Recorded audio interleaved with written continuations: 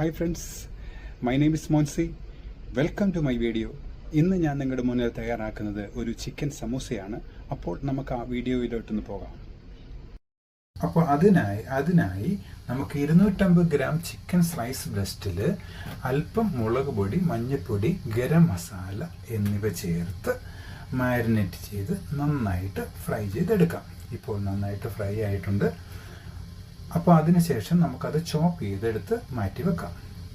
അതിനുശേഷം ഒരു പാൻ ചൂടാക്കി അതിലേക്ക് അല്പം ജിഞ്ചർ, അല്പം ഗാർലിക് എന്നിവ ചേർത്ത് സോത്തെ ചെയ്യാം. അതിനുശേഷം 2 സവാള അരിഞ്ഞത് നമുക്കതിലേക്ക് ചേർത്ത് കൊടുക്കാം. അല്പം ഉപ്പും ചേർത്ത് നന്നായിട്ട് വഴറ്റിയെടുക്കാം.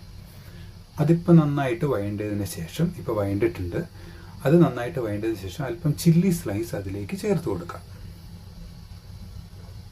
അതിനുശേഷം അല്പം മുളക് പൊടി, അല്പം മഞ്ഞൾപ്പൊടി, അല്പം മല്ലിപ്പൊടി, അല്പം ഗരം മസാല പൗഡർ, അല്പം കായം എന്നിവ ചേർത്ത് നന്നായിട്ട് സോത്തെ ചെയ്ത് 1/2 കപ്പ് വെള്ളം ചേർത്ത് കുക്ക് ചെയ്ത് എടുത്ത് മാറ്റി വെക്കാവുന്നതാണ്. ഇപ്പം നമ്മുടെ മസാല കുക്കായിട്ടുണ്ട്. അതിലേക്ക് നമ്മൾ ചോപ്പ് ചെയ്ത് വെച്ച് ചിക്കൻ അതിലേക്ക് നമുക്ക് മിക്സ് ചെയ്ത് കൊടുക്കാം. ഇപ്പം നന്നായിട്ട് മിക്സ് ആയിട്ടുണ്ട്. അതിലേക്ക് അല്പം ലൈം ജ്യൂസ് ചേർത്ത് കൊടുക്കാം, നല്ല ഫ്ലേവർ കിട്ടാൻ വേണ്ടി.